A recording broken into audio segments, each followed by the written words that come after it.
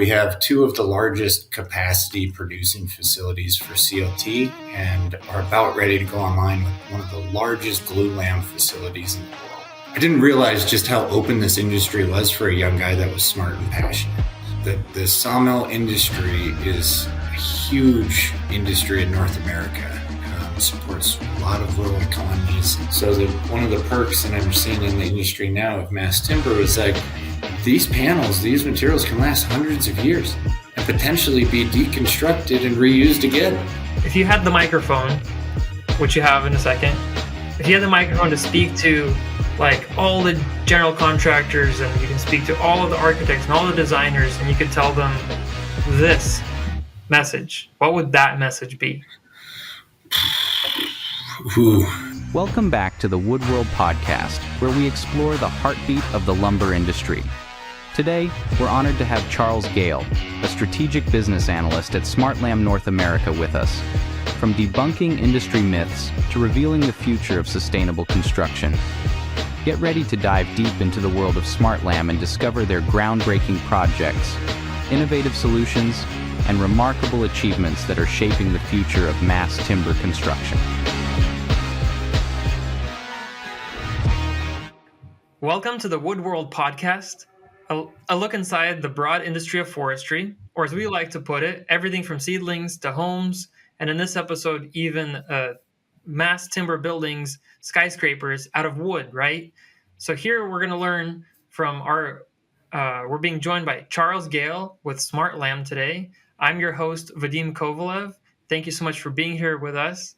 Looking forward to this podcast. Charles, could you please introduce yourself? Where are you coming from? Where's home? What's your job? What company you work for? Gotcha. Thank you, Vadim. Thanks for having me. Yes, my name's Charles Gale, and I'm a strategic business analyst with SmartLam North America. Currently, I'm located in Columbia Falls, Montana, and I live in Whitefish with my wife and two kids. And I'm I've been with SmartLam for quite a while now, and have been helping the business grow in the mass timber landscape, and have been really focused on my expertise on sustainability and how mass timber and the lumber and the supply and our products can contribute to a greener, more sustainable built environment. For a little bit of context for our audience, actually, I met Charles at a couple of the conferences that we both were at, probably Mass Timber Conference when Mario and I were over there. But one of the key moments I think that I really connected with you, Charles, was we came with the Koval team out to SmartLam's facility, and we were doing a video there. And gosh, I really enjoyed meeting everybody on your team. But I was like, Charles was interesting to me, and I'd love to connect with him and do this podcast. I was able to hear from you kind of like a really interesting, the practicals. I like how you're able to make it practical and tangible from something that's a lot of data. And that's something I guess, as a little bit of context to the invitation to have you come share about on our podcast today. It's something as a young guy in the industry I've become more and more passionate about is really understanding the whole breadth of the wood product industry. I'm born and raised in Montana. I went to the University of Montana, one of the top premier resource and conservation schools with a very active, forestry department. And at that time, they were, offering a minor in climate change studies. And so I'm like, well, climate change. Well, I'm a young guy. How is the wood product industry involved? How is my old man who worked at a plywood mill, adding that story of sustainability? And I really got very passionate into understanding how the wood product industry and forest activities and now more importantly, how mass timber can help solve some of those bigger issues from a climate change standpoint. And Totally. So, in my past work and kind of just being super passionate about all the people in our industry, I've worked with loggers and sawmillers. I've worked with economic analysis and folks at the Forest Inventory and Analysis program, and have kind of been in little pieces of the industry on a very technical fashion, but then also been able to kind of step back and really focus on SmartLam as a business and what does that mean in the mass timber landscape, as this is, really at its infancy in the Right. North America, and really, almost as hot as an industry could be. Mass timber is at the forefront of, telling that sustainable story of wood products. Absolutely. So I guess, look, for our audience, when we say wood world, right, there's a massive, it's a big range. Like I was saying earlier, it goes from seedlings to, people doing the logging, then sawmills, you've got primary, secondary manufacturing, you've got people taking the wood. And I mean, there's so much uses for wood. So for context, I guess we'll just start with where you are today at SmartLam. And so can you tell us, like, what does SmartLam do, kind of high level, and where in the wood world does your company play a role? You started mentioning mass timber, but for those who are kind of at a more global perspective, where in the wood world are you guys fitting in? Okay. Yeah, good question. So mass timber is product types, primarily driven by cross-laminated timber, which is a long panel-based product that is laid up with 2x6 or 2x8 in perpendicular layers and various plies and in various species and various grades. These are really structurally sound members for floors, walls, roofs, elevators that can help offset, some of these materials like steel or concrete.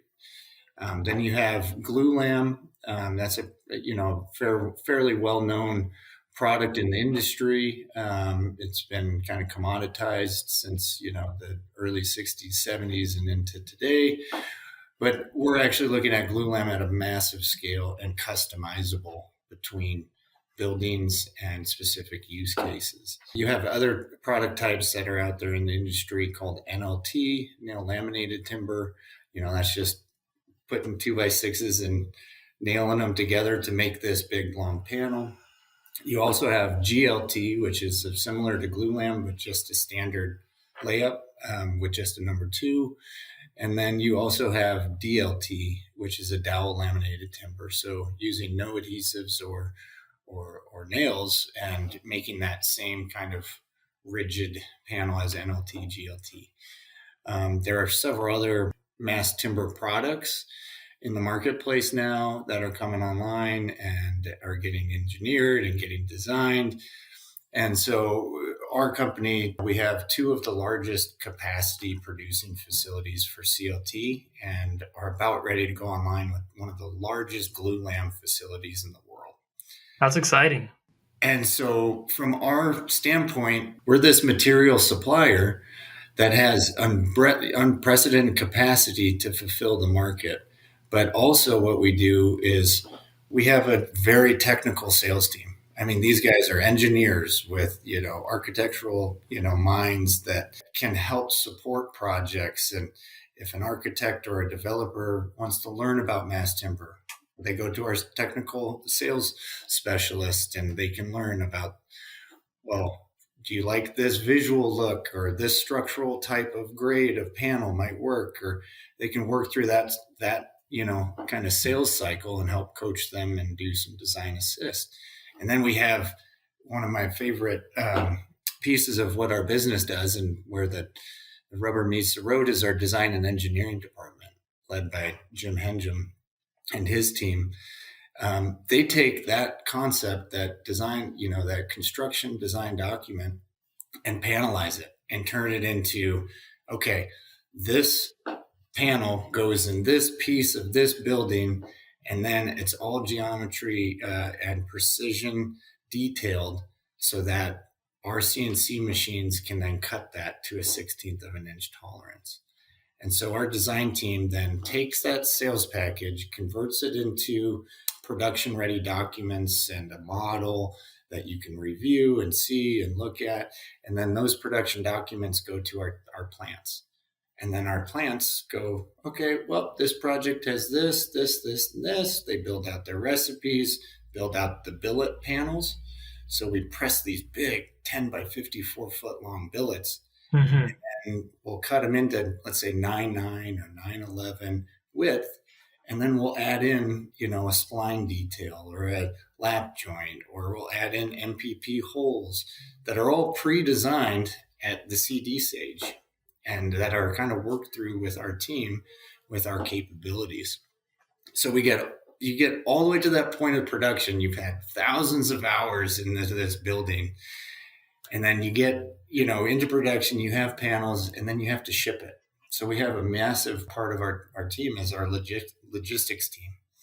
And those are reorganizing those panels and those glue lam beams. Each one has a unique identifier. Okay. Each one has a unique place for that particular, product in the building. And then we ship those on the trucks all across the country. I mean, we're doing up to 100 plus trucks a month, sometimes more. I mean, we're shipping them from New York to Texas to the West Coast, the East Coast. And then they get to the job site and they're unloaded. They're all identified. And then the installation team, we work hand in hand with them. And Charles, one of the things I remember, I remember talking to, I think it was Jim that you mentioned now, but he was explaining to me how, like, if I remember correctly, like, you guys even take consideration how the different panels lay up on the truck, how you stack them, how you literally put them together, so that if they arrive downtown somewhere, they don't have to unpack the whole load. They can take the top one and put it into place or something. Like, you're taking that much detail. We have truck loading diagrams that are laser focused by, there's a couple different methods to do it, just in time shipping in tight metro cities. Yeah. That truck has a 2-hour window to get unloaded and put onto the building. That's wild. Those have to be 1 through 10. Okay, pick one. 1 goes in the corner, 2 goes in next. Yeah. And then, you can reverse stack. So if, let's say, a big job site doesn't want to worry about just-in-time shipping, we can ship them 10 trucks. We can ship those panels, have them off-site in a reverse fashion to where then they load them back on the truck. They're in the correct method. That's so cool. Install. But why is that important? Because, one of the things when you get to downtown or you get to your job site, like you're saying, isn't one of the big kind of selling points of mass timber construction is how quickly it comes together. Is that right? Oh, yeah, from an install standpoint, and we've had so many GCs that have never tried mass timber, and then we got the really big ones that are, building departments around mass timber construction. It's speed of build, right? It's waste, several folks have said they've built 4-story buildings and they could put all the waste of the wood into a 5-gallon bucket. Jeez, that's awesome. And then I think some of the big savings that you get from this is structurally, you can not only build faster and safer, but you can use less labor. So imagine having maybe 5 to 10 different trades on a typical steel or concrete building. All you have to have is a crane operator, a couple people picking, and a couple people loading and setting. And it goes together so fast. So you save on speed of build, you save on waste, you save on your labor, and that all kind of factors in when you're comparing it to traditional materials like steel or concrete. Very interesting. Wait, before we continue with the existing, and there's so many more follow-up questions that I want to ask about that, but can we take a quick pause right there? I want to ask you, how the heck did you end up in the wood industry? And you mentioned briefly your father, or it was kind of in the family, but I guess my question is, how did you get your start in your career? And you kind of briefly mentioned it. Did you have to get a degree? How did you get to where you are today? Yeah, good. Well, coming from Montana, I was, born and raised in a very nature-based family, right? We would hike, we would ski, we would camp. I was in Boy Scouts. I'm an Eagle Scout. So, I have that kind of nature focused as the way I live my life. And then my dad worked at a old plywood mill in Bonner, Montana. It used to be one of the largest facilities in the country. I mean, this was a history, melting pot from the old Anaconda Copper Company and the railroad company that they would use the logs from the resource to build the railroad ties, to build the commerce and the transit. So Wow. it's evolved into this big complex, and then, certain companies would buy it and hand it off. And actually my old scoutmaster was the manager at that time it was owned by Stimson Lumber. And he gave me a tour when I was in fifth grade or fifth grade when I was in scouts. And we saw all these handprints on the beam that all the retired, old timbermen and foresters had left their mark. And I think that really kind of was like, whoa, this isn't a viable industry, that's supporting families. I love being out in the woods. How can I make this work? And so I read a book by Mark Linus called High Tide, and that got me really hooked on, the Kyoto Protocol had just come out in 1996. What is climate change? How is it, evolving?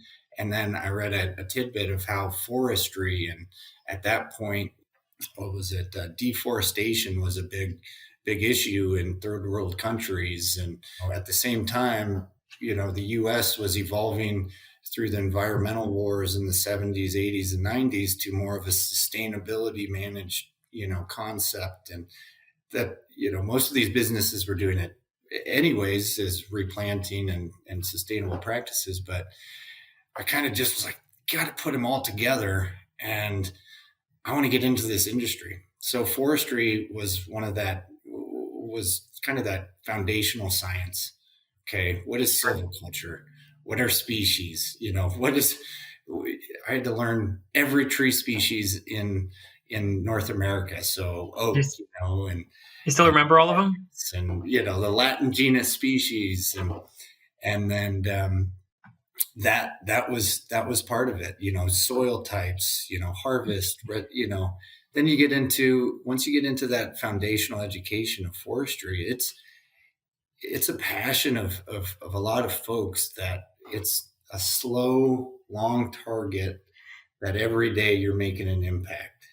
I wasn't in it to go make a quick buck. I wasn't in it to go say, oh, I want to, jump into business. Throughout my education and then working at the Bureau of Business and Economic Research on kind of economics, I was like, I want to start creating facts. So I moved to Portland, Oregon with my wife at the time. We chased our careers, and I ended up working for Stimson as a manufacturing intern.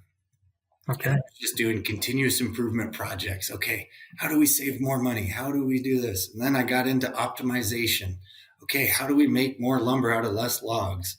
Okay, then I actually ran an optimization program for several years. I mean, we installed 6-7 optimizers at all the different spots of a sawmill, and I could manage those from corporate office in Portland as the riots were going on in Portland, And, wow. and then I evolved into a sales and ops planner and helped manage, their 2x4 8-foot program throughout their 26 DCs for Home Depot, Lowe's, Menards, and got the mass timber bug when I met, and I've had some very good mentors that I can lean on, like Craig Rawlings and Rich Lane and Todd Morgan. Like, just I found a lot of folks I didn't realize just how open this industry was for a young guy that was smart and passionate. And again, I'm not that smart, but I put myself in positions where I could learn quickly and help provide value, pretty quickly. And so I met Craig, and he was starting his, mass timber conference, and I said, man, I got to go. This was 2016, 17. And then I heard SmartLam. Whoa, what's SmartLam doing? Right? They're in my backyard. They're in Montana. They're making laminated timber. something's going on here. So I met with Craig, and we he was working on the conference, and it was gaining a ton of traction. And we actually sat down, and one of the big things that I'm proud about is this North American Mass Timber Industry Report. We were sitting down, had dinner and a beer, and I'm a young guy. I was 29, 30. I said, what is this mass timber in North America? Like, can we quantify, everything in every supply chain to the final product, and then help grow that message? Because there's Think Wood was just getting online. FP Innovations was maybe 5 years ahead. And there was all these architects, developers trying to work within this space. And for me, I was trying to learn as much about it. So we published this report, put it in. And then from there, it's, I left Stimson, started consulting, and went and worked for SmartLam as a consultant for 2.5 years. And really incredible. I look back, it's been fantastic. That's super incredible. Thanks for sharing, just briefly, even like the synopsis of you went to school, studied it, and then applied yourself. And so I guess you saw the wood world, as we call it, from multiple angles, from multiple facets. And so Stimson, or early in your career in sawmilling, that's like primary, right, production, and then now you're what you would call more secondary manufacturing? Correct. Yep. Yeah. So I guess we could kind of get in. Okay, so SmartLam as a mass timber, we are, consuming 2x6 or 2x8, lumber. Mm. We're then finger joining that into the long lamellas to make our panels and our glulam products. See, for you, you are like in the weeds on this every single day. So it's like, yeah, of course we do this and we do that, and we're going to put it together. And I've been to a couple of to your plant, so I've seen the layups and things like that. Yeah. But somebody who's completely doesn't know, or first time hearing or heard mass timber but wants to learn more, quickly kind of walk me through. I mean, you kind of mentioned it now, but you're kind of breezing through here. Let's do a due diligence. Let me work my way back up. So we consume lumber. Right. And where does that lumber come from? Okay. That comes from, sawmills. Sawmills make lumber.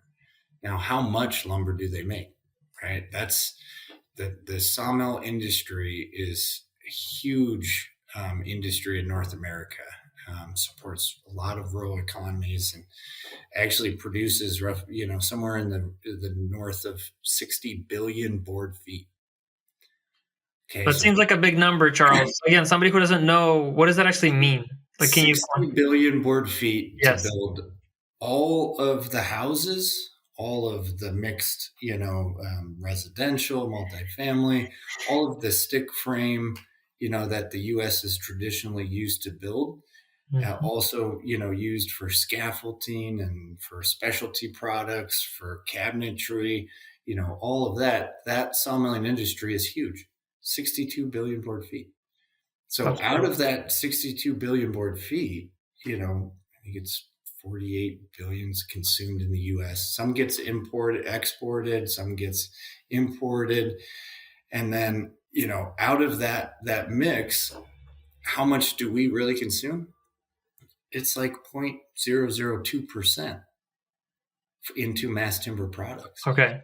So when you look at our scale and impact, and something that I think, really has to get communicated, is we are a small consumer, secondary producer of wood products. However, our impact and where the market's going, we'll eventually start absorbing more and more of that lumber market.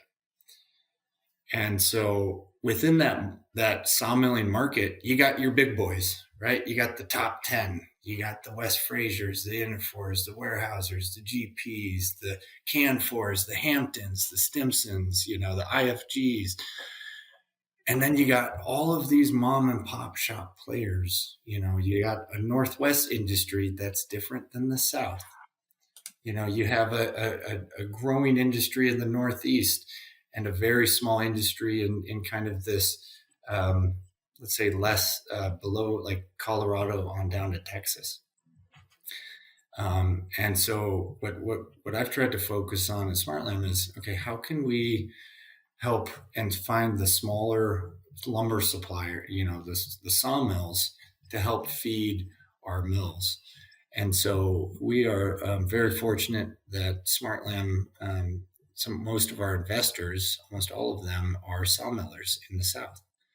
And so we're vertically integrated, working with them on lumber grades, lumber quality, and they can supply that material to our Dothan facility on grade, this, that, and the other. And it becomes, 60 miles away, I can order all the lumber we need to make our products. So it becomes local, right? And then in the Northwest, I'm partnering with various sawmills to do the same thing we're doing in the South to supply our mills. I mean, one of my favorite sawmills is right next door. So next time you come up, we'll call up Stoltz Land and Lumber and we'll go tour the forest because they're literally 10 minutes away and they make some beautiful wood.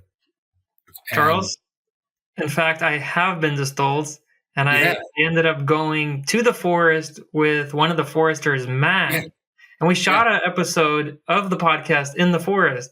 It was super cool. Yeah, and it's unique, right? So you got those big players that are doing, they own swaths of land and it become REITs, and they're doing sustainable management on a large scale. And then you got places like Stoltz or other family owns that have small tracts, but that also harvest off of Forest Service and state lands and tribal lands, and because each sawmiller has its unique fiber supply or wood box, as they call it. Stoltz being very local, unique. 100 years they've been managing their lands and feeding their mills and making really good lumber. And there's also, I like to call it regionality between the forest landscape, where a Doug fir on the coast might be different than an Intermountain, Idaho, Montana, Doug fir, large. You have Southern Yellow Pine, where you have, this plantation-based kind of monoculture, but sustainably managed. And then if you go up north into North Carolina, South Carolina, you got the denser, more forest managed landscapes where they pull logs off and it's not a plantation based forestry. Okay. And so within that, you have, about all the forest land, what is actually timberland, right? That can be managed and be harvested. And then within that, what is certified for forest certification, which meets legal or responsible. And then within that, you kind of go in and see where the mill's wood baskets are and what types of grades they can make and quality that sawmill has. That is all into the equation of why we have a plant in Dothan and why Columbia Falls has been a very good, strategic location for us. That's what I was going to say. Yes, does seem very strategic, not just like random. When you were talking about certifications and before that, even lumber grades and species, I guess, what are the common species used in mass timber? And can you maybe it's a stupid question, but can you mix and match them in a building, or does that even happen? I mean, I'm sure you probably want to have consistency in the layers of a particular panel, but can you mix and match or? Yeah. So we adhere to the PRG 320. Sounds technical. So just like any, wood product, there are third-party certifications. Okay.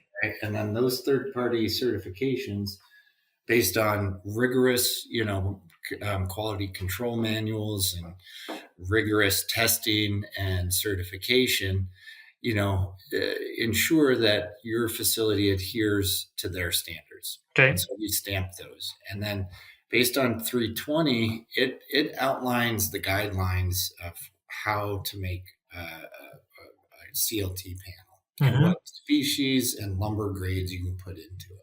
Okay. So to get back to your question, the most common panel type in the Northwest is different than the panel type being used in the Southeast based on the wood basket. So in the Northwest, we're focusing, and the industry's based on kind of this V2M5, which is a SPF panel, number 2 and number 3. So number 2 in the longs, and number 3 in the core boards, up to 3 to 9 plies. You can also put on a Doug fir face. So a lot of architects and developers want their CLT to match the Doug fir glue lam. So you can do a V2M5 with a Doug fir face, and it's structurally sound and aesthetically pleasing and matches the building and the architect's needs. See, that's another point where like it just makes sense to you, but because I'm not in it, and a lot of the listeners are probably not in it on a daily. Yeah. So I didn't even know that that's possible. So you're basically using a different species on the inside. Is that right? And then Correct. Doug fir on the outside as like just for aesthetics, you said. Aesthetics, yep. And that's also adheres to the strength properties of that subgrade. So you have visually graded lumber, right? That's a number 2, a select struck.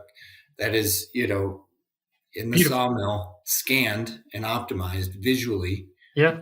So that's one component of a product offering.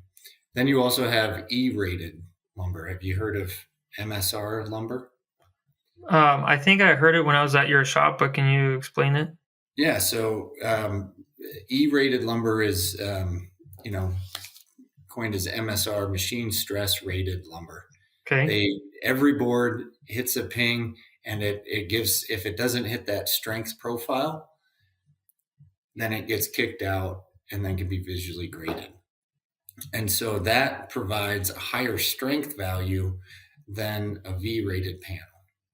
And so we also have, our E21M1 and our E4M5 down in Dothan, where we use 2400 or 2100 in the longs and can put a number 3 embedder in the cores.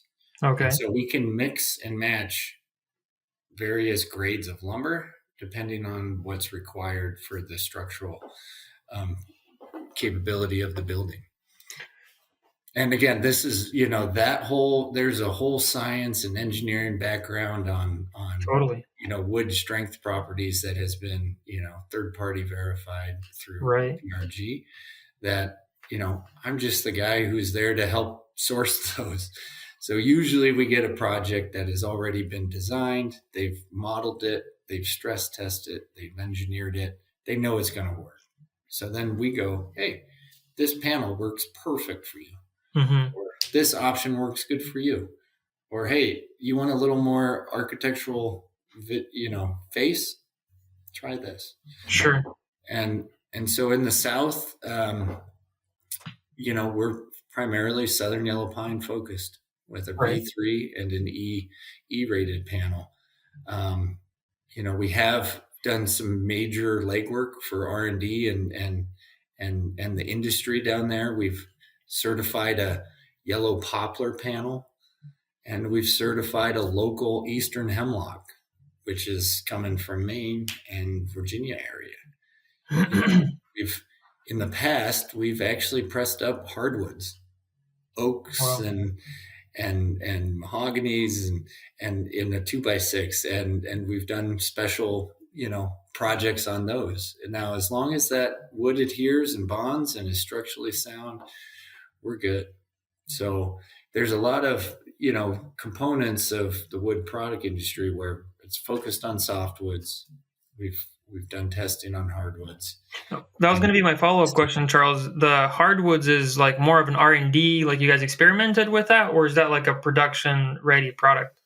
Currently, right now, no, it's not available in PRG. However, I think some folks are working on including hardwoods into the PRG 320. Why would you want to do a hardwood panel? Well, there's some amazing ideas out there with an oak face, so that it provides that aesthetics. Poplar, is somewhat of a low value, but a higher strength grade, in the South. Eastern hemlock, which is a softwood species, was more for the local story of the Northeast, where their industry is looking for a value-added commercial mass timber product to start building buildings out of their local supply. So we worked with, we've built 2 or 3 products out of Eastern Hemlock.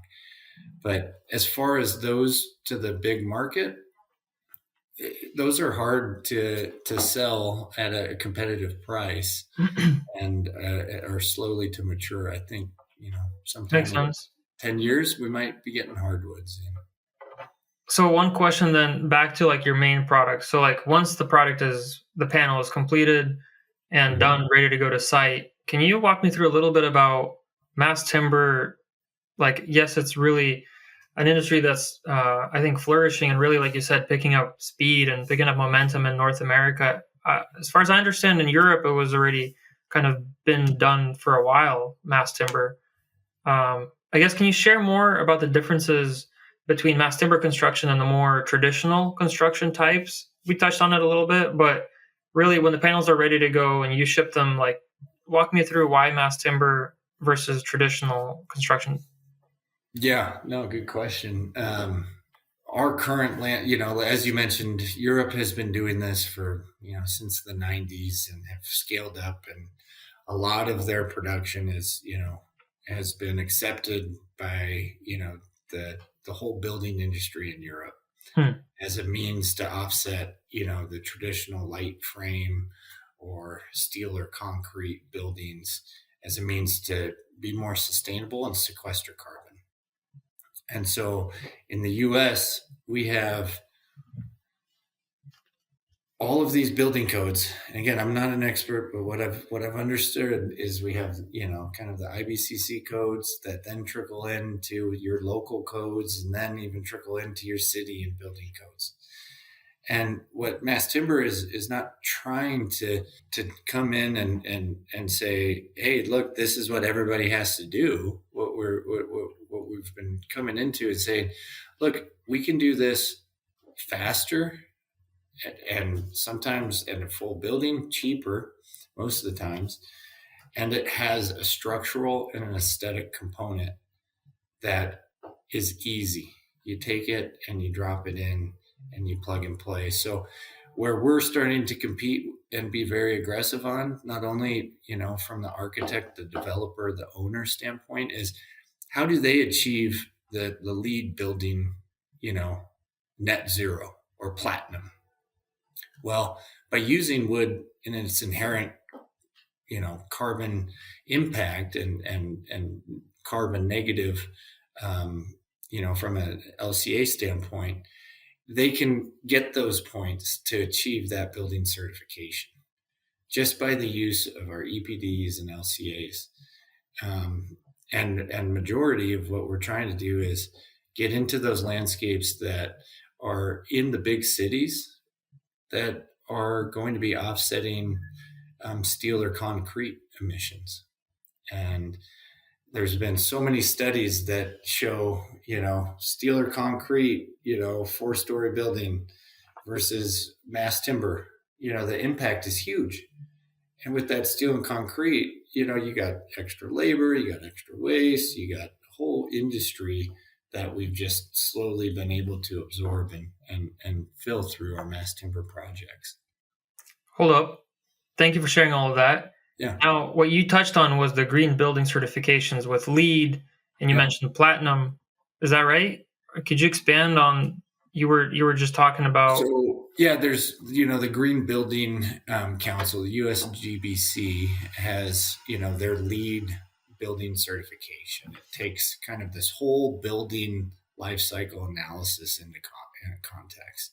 Okay, what materials you're using, what verifications and certifications do you have to ensure those products are legal and responsible, right? And chain of custody. And then you got declare, you got your kind of material ingredients, your declare label, like making sure you're not putting VOCs in a building where, schools will be, children will be there, right? And then what's a VOC? The volatile compounds, organic compounds. So they take into this kind of segmented approach on all of the materials used in the building and model it from, from basically cradle to grave. Getting into, okay, well, what happens when this building becomes, obsolete and we need to demolish it, right, or we need to reuse it? So one of the perks that I'm seeing in the industry now of mass timber is like these panels, these materials can last hundreds of years and potentially be deconstructed and reused again. Dang. I mean, there was a buddy of mine at Oregon State University who was reclaiming wood from 100-year-old houses in Portland, because Portland passed a law that any house over 100 years old has to be deconstructed. So he was salvaging the lumber that was cut probably, in the 1920s, 30s, Wow. taking that lumber, planing it, and making cross-laminated timber. Seriously. Which is completely reusing wood products over and over again. And so that combined with kind of our, like the high level, macro level that I tell everybody about forestry and wood products, is that we are sequestering more carbon into our wood products year over year at the forest landscape, meaning that we're growing more carbon than we are emitting every year. It's called the growth to harvest ratio. And in the Northwest, it's about a 1.2, so about 20% more carbon. And in the Southeast, it's almost 80%. That's a really interesting stat. Well, can you explain more than what are you comparing there? You're comparing, to just dumb it down, you're comparing how much carbon you're growing, comparing it to carbon emitted from just the industry or as a whole? As a whole, well, on the forestry landscape, it's called the growth to drain ratio. So how much carbon is grown each year versus what is removed through harvest and or dying through disease and mortality. Yes. Fire being included in that. Yes. And so at the end of the day, that number, and this has been, the research is coming out like wildfire now and has been calculated since the 40s. These are scientists with PhDs that are silviculturists that monitor carbon balances in forest ecosystems. They take that kind of net number, that growth to drain, and say, look, this industry, this forest, in all of its, as a macro level in each region, has a growth to drain ratio of X. And in the Northwest, it's about 1.2. And in the Southeast, it's about 1.8. 1.8? So about 80% more growth. And if it gets to 1, you're at sustainability on a harvest landscape. Whoa. So, yeah. And to answer your question about, the emissions of our products and how that carbon balance flows through, there's a term called an EPD, which is an environmental product declaration. And this is a full life cycle analysis of what it takes to harvest those trees, what it takes from an energy perspective and carbon standpoint, what it takes to saw those logs into lumber, what it takes to take that lumber and put it into mass timber products, and then what it takes to going into the whole building life LCA, what it takes to transport that product to site, and all of the building construction ratio or LCAs. And then at the end, you're going to reuse or recycle. That's a full life cycle. That's incredible. So that to me is where this industry is heading, and where SmartLam's become a major player in helping tell that story, where we have a local supply of wood. It's, a forest. We have local supply of sawmills, sequestering carbon. We can tell that story, major industry, wins have been seedlings to solutions, part of the Jamestown group, and a project we did with a bunch of folks and in industry, where we were able to find a vendor, and this was all all promoted by the developer, mind you. They're so in tune with this that they're driving this message, and we're helping them get there. They wanted Georgia-based lumber for a Georgia-based building. Love it. How do we do that and tell the story?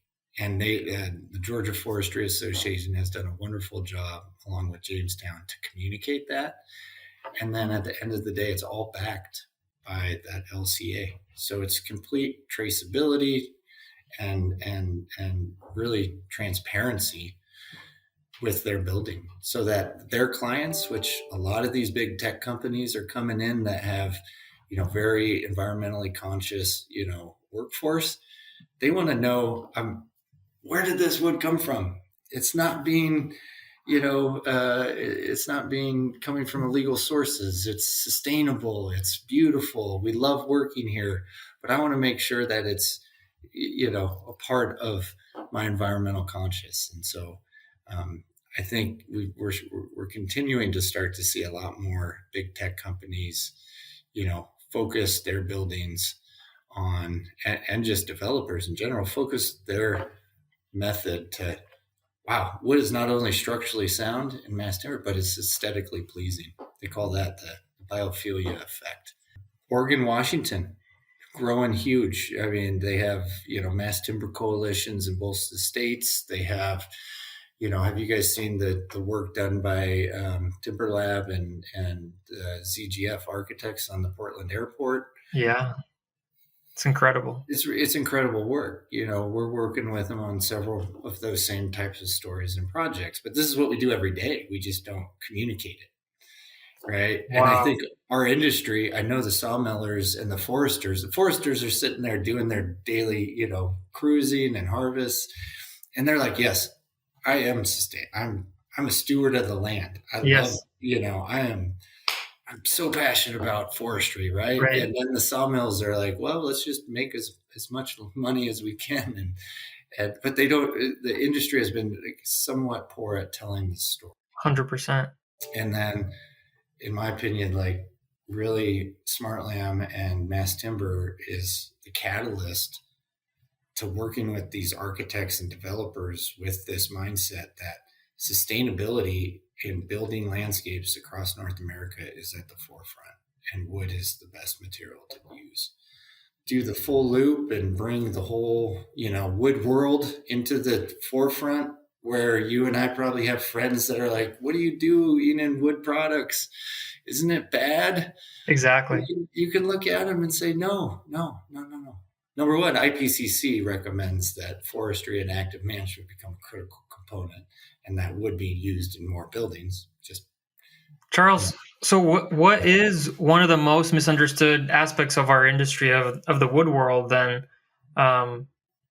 Because people that are outside of the daily workforce participating in the wood world, what are the common misconceptions, and can you speak to those?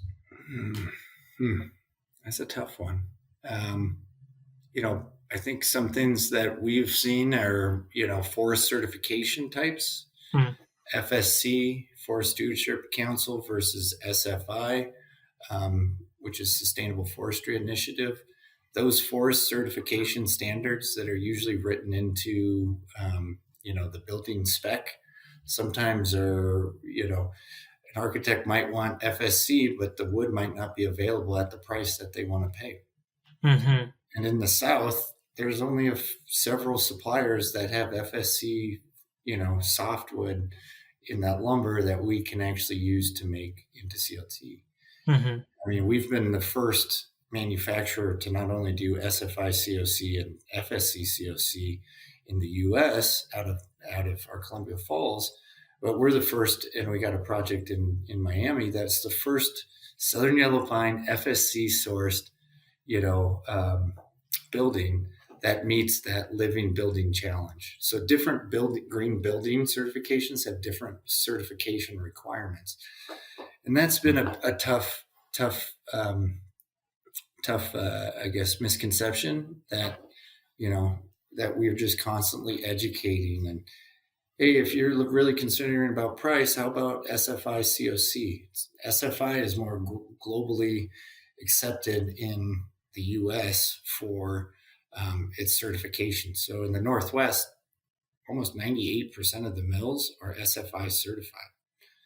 In the South, we've been working with all of our investor mills to be SFI certified, but they haven't really gotten that pressure to become forest certified, even though that they do this every day, right? They still have to adhere to the state and federal, local, harvesting guidelines. And so that's one. Then I think cost is an interesting one that I think when you're competing with, the building construction landscape, and this is, kind of my interpretation as a forester, not a building material science guy. Everybody wants to go with the cheapest, quickest option. And our product is, just a tiny bit more expensive than traditional materials. But when you look at the total build of a mass timber building versus steel or concrete or light frame or a multi-story, 2-floor concrete with mass timber on top, and you look at those, the labor savings of your structural build or the time savings that you can, lease out your building sooner so you're not paying more in interest.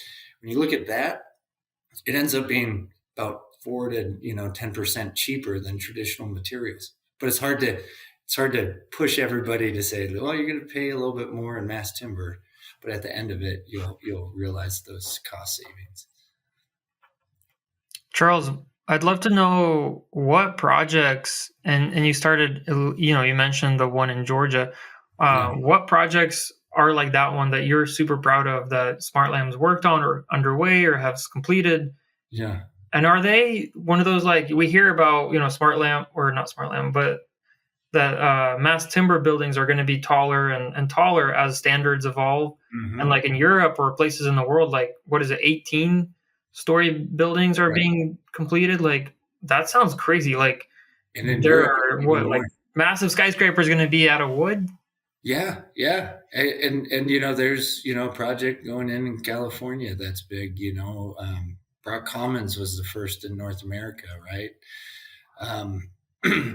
Yeah, I think the tall timber is here to stay. Now, is it going as quickly as possible? Is it being absorbed, compared to steel or concrete or traditional methods? No. Like, we have so much underutilized capacity as an industry, and especially with, some of the major manufacturers having some struggles over the last couple of years. It's nowhere near where we need to be if we want to keep championing, our sustainability message. We got to be, focused on architects, developers to use this as the base material. And so some states like California and New York, they're starting to adopt those as wood first, concrete, steel second, because of that sustainability aspect. But from a capacity standpoint, sky's the limit. I mean, and from a project standpoint, we've built 7-story project in Frisco, Texas called South Stone Yards. It was gorgeous. South Stone Yards? Yes. It should be coming online here very soon. That one was great. The whole southern market, we've built probably 95% of those projects in our Dothan facility over the last years. I'm so proud of all of those projects because those are GCs that traditionally haven't used material, or those are developers or owners that are taking a leap of faith using this new CLT mass timber. They're so used, but also, hybrid structures are really important to me. So we did a project in Atlanta, which is actually bigger than the one that we did in Atlanta, the Jamestown Ponce City project. And this one was called Echo Street West. It was 300,000 square feet of building, 106 truckloads of CLT, delivered from Alabama to Georgia. It built really quickly, and it's just gorgeous looking building. What's that one called again? Echo Street West, you said? Echo Street West. Yeah. How tall is it? It's 4 stories. Okay. And then there's, an event space, and they're trying to do this really hip, livable community there. And And that's in Atlanta? That's in Atlanta, yep. I'd love to check it out when I'm there next time. I want to go there next month. I could make the intro to you for you. But in the Northwest, you're starting to see these architects already designed for mass timber. So it's great because you don't have to convert. Yes, we still want to convert, I think for SmartLam, we're, getting into the warehousing, we're getting into offices, we're getting into, possibly, smaller multifamily and eventually possibly get into residential. Now, residential hasn't worked in the U.S. because it's so cheap to build out a stick frame. Yeah. And if somebody can crack that egg and do what the Euros are doing with these custom house CLT, where they take 4 or 5 panel types and make it however they want, not completely modularized, but pretty close. Right. And I think we could start to see it. Anybody on this that's listening, there's a really good tool called that ThinkWood Woodworks has developed called the Win Network. And that has every project in the U.S. and I believe Canada, or maybe just the U.S., and has pictures, who the architect was, who the developer was, who was the material supplier, who was the installer. Yeah. And they've really cataloged this movement by a project base, because that's where everybody wants to look at what are you guys doing? Well, we build beautiful looking buildings out of wood. I'll find that website, put in a link when we post this podcast. Charles, I guess we covered a lot of topics, and we covered kind of a large range of ideas and stories. And thank you for sharing those. What I'm hearing, I talked with other folks in mass timber space, and what I'm hearing is maybe there's an opportunity for more education, if you will, in North America for mass timber in general. And if you had the microphone, which you have in a second, if you had the microphone to speak to like all the general contractors, and you can speak to all of the architects and all the designers, and you could tell them this message, what would that message be? Ooh, I don't know if I'm equipped to promote that, but from what I've learned in my short time, and specifically with SmartLam, is, target wood and mass timber in any building type that you're trying to use. Work with us to help you get to that point that you feel confident that this new material is becoming the standard. And then work with us if you need, how to navigate the codes or the green building certifications. Work with us every step of the way as a partner to help you get that beautiful structure that you want without having to use traditional materials. And we need to do this quickly. We have to grow mass timber industry even faster than it's growing right now. That's my main message, is in every every building that's using steel or concrete, there should be a mass timber option. The span should be calculated. You work with the supplier. You work with us to get to that point, because that building will go up faster with less labor and be a better looking building for your tenants, and potentially save save them big money.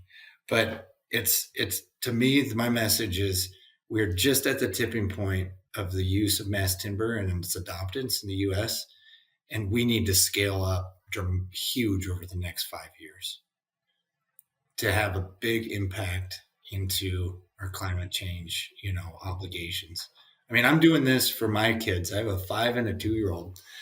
And when I bring them out to the boneyard or bring them out to show them the plant, they're like, "Daddy, this is so cool. This is great." And when I tell them, I'm like, "Look, what I'm doing is to give you a more sustainable building, to give you a more sustainable environment.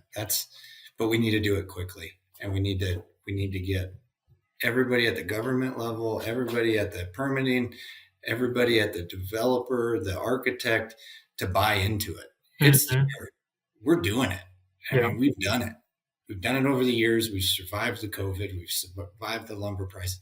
SmartLam is here to play as the major mass timber supplier in North America, from sale to install. We can do it all. And it needs to be done now, is my main message. If that's a little bit of a passionate answer. Absolutely, Charles. Well, and the cool thing is that here at Koval, like, we see that opportunity as well. And our mission, the mission of the company, is to improve the lives of the people in the wood industry globally. And we're very much passionate about that. I personally love the people of this industry, yourself and your suppliers, the users. That's what I'm calling the wood world. And we're really on fire to get out there and tell this story. I mean, it's been a story that around the world. I mean, as I traveled to Australia, New Zealand, Japan, everywhere, North America, Europe, you just, these, for whatever reason, this industry has been kind of like looked poorly upon, and like, oh, you guys are cutting down trees. Or, I mean, when we talk about Stoltz, like, I literally went up to the forest with the forester and I was like, okay, dude. So the misconception is when loggers or, the crew comes up to log, they'll just like pick a direction and clear cut in that direction for the day. And then they'll come up the next day and just clear cut in the other. And he's like, no. It's not Fern Gully. So that's the message we want to share and promote. And we love this industry, love the people. And for the same reasons, like, it's super sustainable. It's just a long cycle. It's here to stay. We love the industry, want to support it. And thank you for the opportunity to have this conversation today, Charles.